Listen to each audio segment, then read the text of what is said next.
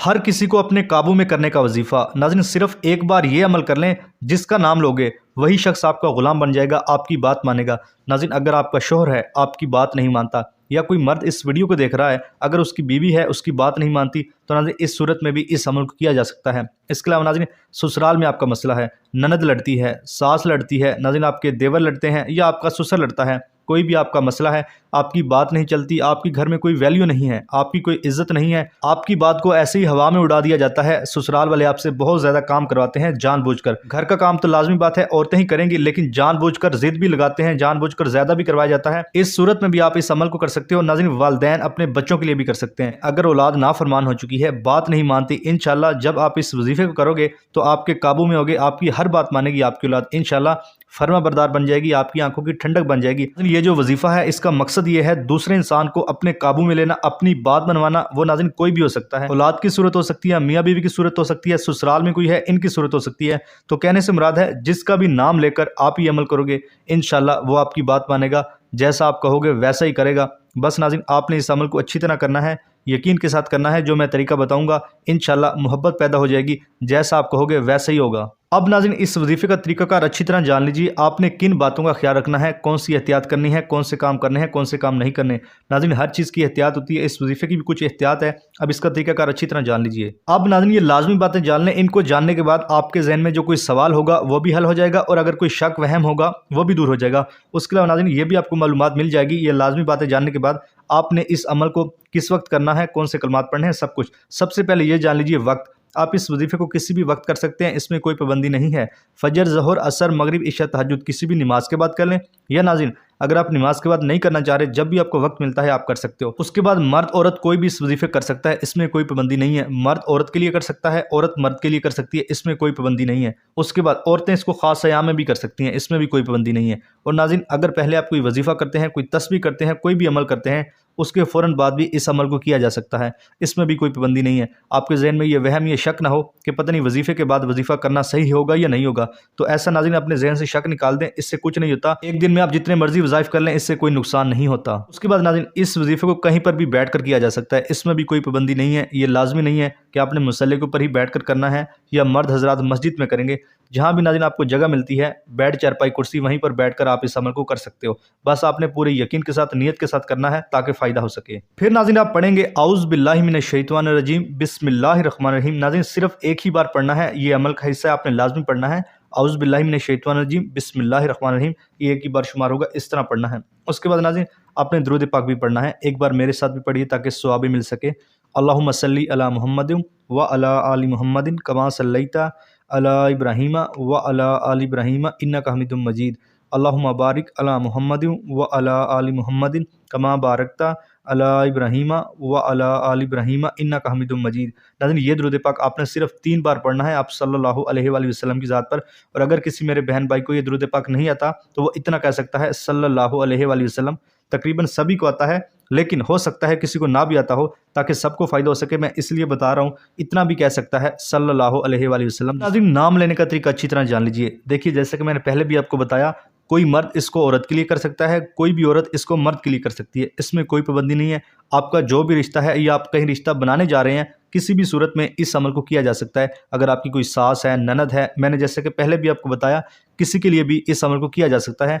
ये नाज़रीन मोहब्बत वाला अमल है, अपने काबू में करने वाला अमल है, यानी कि अपनी बात मनवाने वाला अमल है। इंशाल्लाह जब आप इस वजीफे करोगे तो देखोगे कैसे अगला बंदा आपकी बात मान रहा है। अब नाज़रीन नाम लेने का तरीकाकार जान लीजिए। आपने नाम कैसे लेना है जिससे आपने अपनी बात मनवानी है। नाज़रीन मैं पूरा आपको करके दिखाता हूँ ताकि आपको फ़ायदा हो सके, ताकि आपको अच्छी तरह समझ लग सके।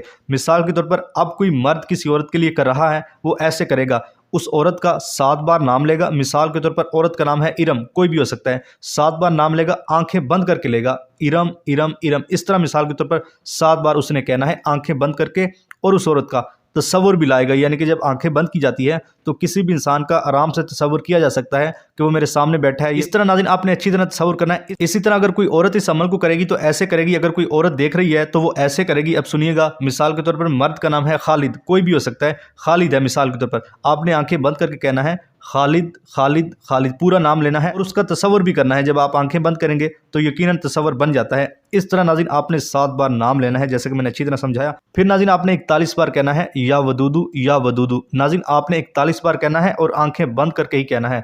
नाज़रीन इसको पढ़ने में सिर्फ आपके 1 से 2 मिनट लगेंगे। आपने 1 से 2 मिनट आंखें बंद करना होगी, इंशाल्लाह आपको बहुत फ़ायदा होगा। और नाज़रीन आप हाथ के ऊपर शुमार कर सकते हो, दिल में शुमार कर सकते हो, बस अच्छी तरह आपने 41 बार शुमार करना है या वदूदू या वदूदू। इस तरह नाज़रीन जब आप करेंगे इंशाल्लाह देखोगे वो बंदा कोई भी है, आपका शोहर है नाज़रीन, आपका ससुराल में मसला है, आपका देवर है, कोई भी आपका रिश्ता हो सकता है, इंशाल्लाह वो आपकी बात मानेगा। जैसा आप कहोगे वैसा ही होगा। इंशाल्लाह आपस में मोहब्बत बन जाएगी। पहले लड़ाई झगड़े होते थे, लेकिन नाज़रीन मोहब्बत पैदा हो जाएगी। इंशाल्लाह जैसा आप कहोगे वैसा ही होगा। नाज़रीन ये जो या वदूदू है ये अल्लाह पाक का इसम है, इसका मतलब होता है मोहब्बत पैदा करने वाला। इंशाल्लाह अगले बंदे का दिल नरम हो जाएगा, आपके लिए मोम हो जाएगा। बहुत अच्छा ये अमल है, अगर आप नियत के साथ कर लें तो इंशाल्लाह फ़ायदा होगा। उसके बाद नाज़रीन आपने अल्लाहु अकबर कहना है, एक ही बार कहना है। ये वजीफे का हिस्सा है, आपने लाजमी कहना है अल्लाहु अकबर, अल्लाह सबसे बड़ा है। उसके बाद नाज़रीन आप दुरूद पाक पढ़ेंगे।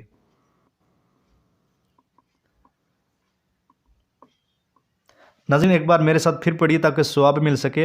अल्लाहुम्मा सल्ली अला मुहम्मदिन व अला आलि मुहम्मदिन कमा सल्लैता अला इब्राहीम व अला आलि इब्राहीम इन्नका हमीदुम मजीद। अल्लाहुम्मा बारिक अला मुहम्मदिन व अला आलि मुहम्मदिन कमा बारकता अला इब्राहीम व अला आलि इब्राहीम इन्नका हमीदुम मजीद। नाज़रीन 3 ही बार आपने ये दुरूद पाक पढ़ना है। जैसा कि मैंने ऊपर बताया, अगर किसी मेरे बहन भाई को नहीं आता तो वो इतना कह सकता है सल्लल्लाहु अलैहि वसल्लम। उसके बाद नाज़रीन आप दुआ मांगेंगे। अब दुआ का भी एक ख़ास तरीका है। नाज़रीन जब आपने दुआ मांगनी है उससे पहले कहना है या समिउ 3 बार। ऐ सुनने वाले, अल्लाह पाक की ज़ात बेशक सुनने वाली है, लेकिन नाज़रीन जब ख़ास इसम के ज़रिए पुकारा जाता है तो अल्लाह पाक की ख़ुसूसी रहमत होती है। जब आप 3 बार कहेंगे या समिउ, फिर नाज़रीन आप दुआ मांगेंगे, ए अल्लाह फ़लाँ शख्स का दिल मेरे लिए मोम कर दे, फ़लाँ शख्स मेरी बात माने। इस तरह नाज़रीन आपने अच्छी अच्छी दुआएं मांग लेनी है, उसी इंसान के हवाले से मांगनी है, भले ही ज़्यादा दुआएं मांग ले कि या अल्लाह बस उस शख्स को मेरे लिए मोम कर दे, वो मेरी बात माने। इस तरह नाज़रीन आपने अच्छी अच्छी दुआएं कर लेनी है उस इंसान के लिए। इंशाल्लाह वो शख्स आपकी बात मानेगा। पहले लड़ाई झगड़ा करता था, बात नहीं करता था, जो भी नाज़रीन मसला है इंशाल्लाह हल हो जाएगा। फिर जब दुआ मांग लेंगे फिर आप कहेंगे या समिउ या समिउ या समिउ। 3 बार नाज़रीन आपने या समिउ कहना है। फिर नाज़रीन इजाज़त आम है, ये भी जान लें। कोई भी मेरा बहन भाई बेटी इस वजीफ़े कर सकती है, इसमें कोई पाबंदी नहीं है, किसी को अलहदा से इजाज़त लेने की ज़रूरत नहीं है। बस आपने इतना लाजमी करना है, वीडियो को लाइक करके चैनल को सब्सक्राइब करना है, घंटी को दबाकर ऑल के ऑप्शन को सिलेक्ट करना है। तरीका नाज़रीन जैसा कि स्क्रीन के ऊपर आपको नजर आया, इससे आपको ये फ़ायदा होगा, जब आप वजीफ़ा मरकज़ चैनल का हिस्सा होंगे तो आपको अच्छे अच्छे वज़ाइफ मिलेंगे, जिससे आपकी ज़िंदगी में आसानियाँ आएंगी। और नाज़रीन एक अहम बात, आपने इस अमल को अपने प्यारों के साथ भी शेयर करना है। शेयर करने का तरीका स्क्रीन के ऊपर आपको नज़र आ रहा है। वीडियो के दरमियान में नीचे शेयर के ऊपर आप क्लिक करें, आगे आपको ले जाएगा इंस्टाग्राम, व्हाट्सएप, फेसबुक। उसके ऊपर आप क्लिक करें, आगे सबके नाम, नंबर और आईडीज़ आ जाएंगी। वहाँ पर नाज़रीन क्लिक करके आप शेयर कर सकते हैं। नाज़रीन आपकी बहन है, बेटी है, भाई है, चाचू है, कोई भी नाज़रीन आपका रिश्ता हो सकता है, अगर उनके साथ भी कोई ऐसे मसाइल चल रहे हैं, या आपकी बेटी भतीजी है वो ससुराल गई हुई है, वहाँ पर जो है ना उसके साथ मसाइल चल रहे हैं, तो आप उसको शेयर कर सकते हैं। नाज़रीन जब दूसरों का फ़ायदा सोचोगे तो अल्लाह पाक आपका फ़ायदा करेंगे। बेशक नाज़रीन अल्लाह पाक रहीम है। तो नाज़रीन मैंने बड़ी अच्छी तरह इस वजीफ़े को समझाया है, इस अमल को समझाया है। अगर किसी को समझ नहीं आई तो वीडियो दोबारा देख सकता है, मैंने अच्छी तरह समझाया है। आपने अच्छी तरह देख कर करना है ताकि फ़ायदा हो सके। अल्लाह आपका हामी और नासिर हो। अल्लाह हाफिज़। अस्सलामु अलैकुम।